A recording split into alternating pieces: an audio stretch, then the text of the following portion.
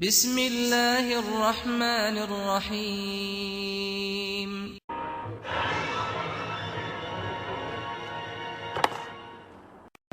Cawangan Kelang. Kita tidak boleh salahkan perempuan pasal naik bas seorang-seorang ketika itu mangsa dalam at the wrong place and the wrong time. Mangsa ni memang dia dalam keadaan silap langkah naik bas dia kan. Malam tidak berbau, langkah di hari pertama untuk Suzairi melaporkan diri bagi memulakan kerjaya impiannya berakhir dengan satu tragedi hitam. Keayuan graduan teknologi maklumat dari United Kingdom ini menarik minat Hanafi Mat Hassan. Bulan budak tu tak suci budak ni lembut, tapi tak tahu lagi macam mana kali ni. Sebaik mengesyaki sesuatu yang mencurigakan, Suzairi mula panik.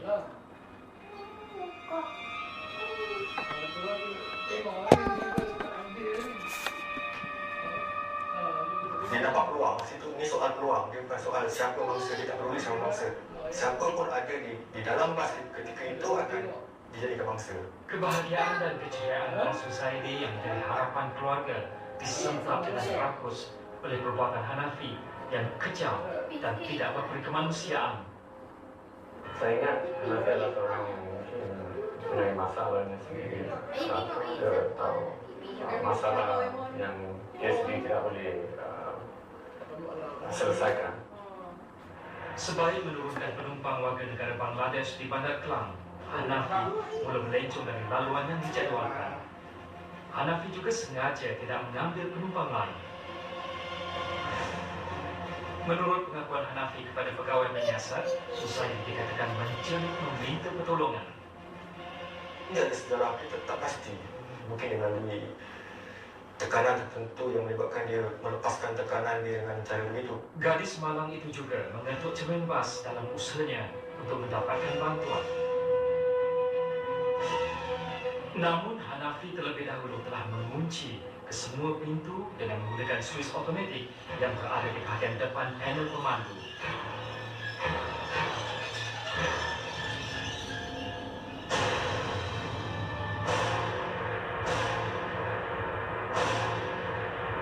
Mahkamah Magistrate Kelang hari ini mengerahkan perintah tahanan reman terhadap seorang lelaki berusia 33 tahun yang disyaki terlibat dengan kes rogol dan bunuh seorang jurutera komputer Sabtu lalu.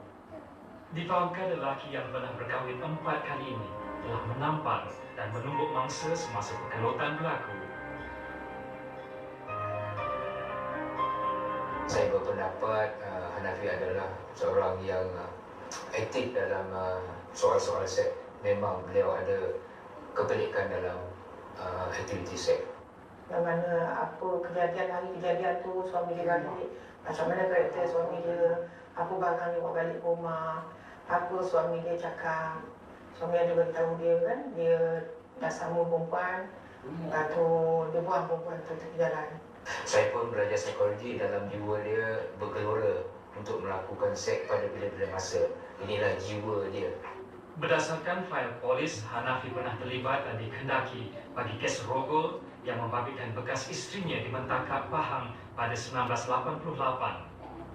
Penyerang juga pernah terbabit di dalam kes pecah amanah di Subang Jaya pada 1994, di samping didapati bersalah bagi satu kes sama dan dikenakan 2 kali sebatan di cukai Terengganu pada 1996.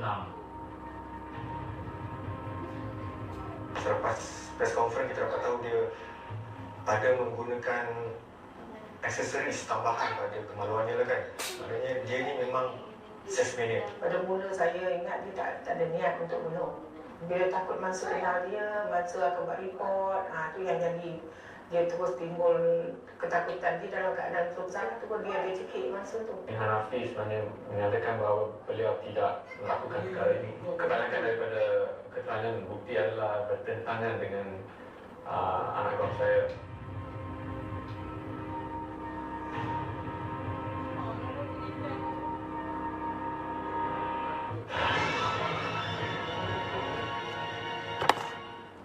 Mak ni tak tu anak seorang perempuan. Anak abang Melayu. Pergi belajar kat luar negeri, tak ada mampu balik sini, balik negara sendiri. Jadi masa kita buat pengajaran pagi ni kita tengok dapat dari mana adik dapat jabat saya. Masih lalu mak dia pingsan, tunang dia pingsan. Jadi Boleh tengok banyak. Pada mulanya memang keluarga dia Lebih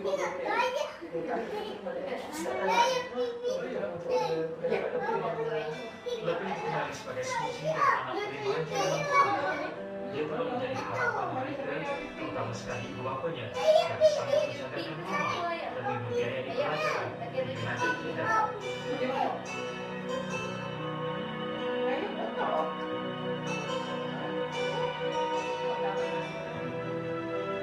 Di masa di bilik mayat ketika jenazah bawa habis postmortem, ketika dia tunang mangsa, saya tak ingat nama dia. Dia pakai baju hitam.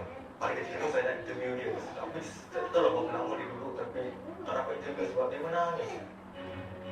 Nasib tidak menyebelahi Hanafi apabila ada saksi yang melihat Nur Suzairi Muhtar mengetuk cermin bas dalam keadaan tidak terurus.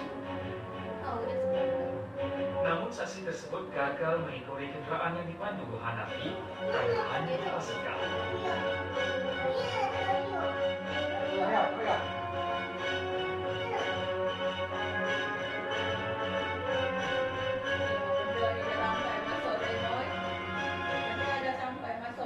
Selain itu dan dibuat, mangsa turut dipukul tanpa belas kasihan sehingga menyebabkan 44 kesan kecederaan pada tubuhnya. Ketika kejadian, isteri hasil perkahwinan yang keempat Hanafi, Iman Hassan, baru saja melahirkan anak kedua mereka.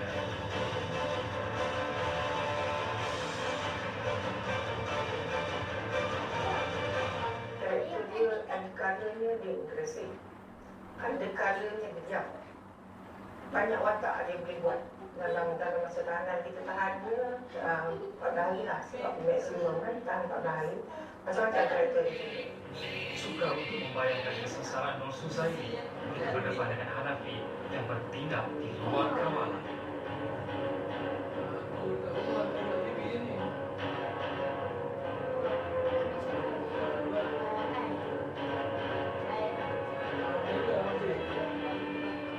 Pada saya sebenarnya dia tidak cakap banyak, hanya bercakap menjawab soalan yang ditanya oleh saya. Mungkin jawapan-jawapan saya tanya kalau betul atau salah itu saja. Semua bukti yang diperolehi dalam menunjukkan bahawa Hanafi Iman Hassan bertanggungjawab di atas perbuatan terkutuknya terhadap jurudera komputer Nur Suzairi Muhtar. Terperangkap dan terkunci menyebabkan bangsa gagal menyelamatkan diri dari kebentrokan kerakusan dan kekejaman manipulasi seperti itu.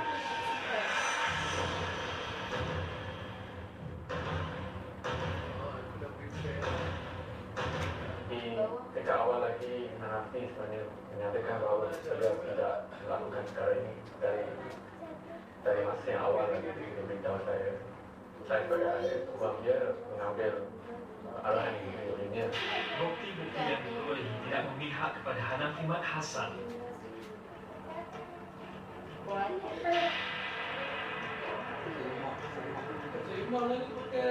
Pelajar sekolah yang menjadi saksi kejadian tersebut memberitahu pegawai penyiasat dengan bahasa ekspresi gelap sukar dilihat dari luar. Namun dia dapat melihat terlibat Nur Suzairi sedang mengetuk cermin dalam keadaan menunjukkan ketakutan.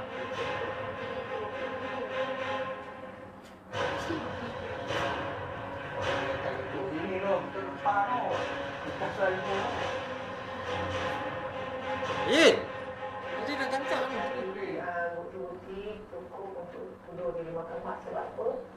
Kita dah dapat dia lah penyayang, dia lah pesalah yang buatkan si mati tu dan macam tu. Kita dah dapat bagi semua cukup dan rasa saya puas. Pelaku jenayah yang bertanggungjawab atas kejadian pokok dan bunuh itu tidak bersalah dan dijatuhkan hukuman gantung sampai mati oleh Syah Alam.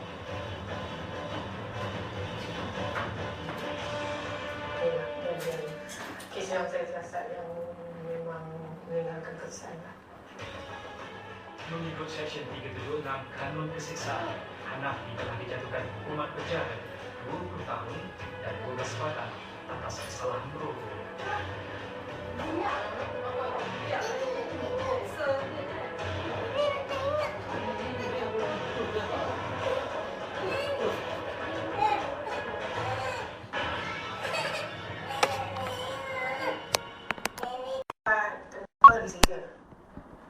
Isteri dia kata, mak dia pun saya dapat, mak anak ni. Dia kata kalau dia betul bersalah, dia reda.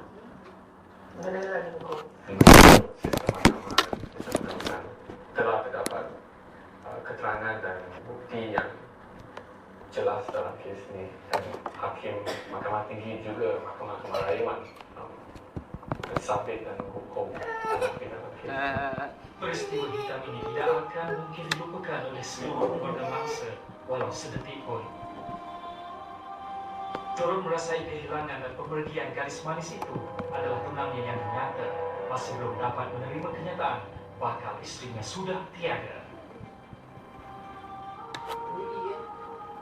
Sebagai seorang ibu kan, dia tengok macam tu. Minta juga yang macam tu. Biasa. Perbuatan goyang dengan mangsa tidak mungkin dapat diterima oleh sesiapa sahaja.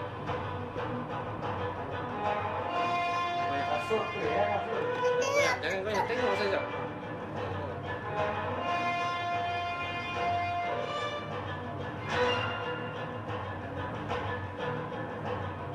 Didorong rasa panik dan takut setelah perbuatan terkutuknya diketahui seorang pelajar sekolah, Hanafi Mat Hasan menjerut Nur Suzaidi sehingga mati. Mayat mangsa telah dicampakkan di sebuah kawasan perumahan di Bukit Tinggi, Kelang.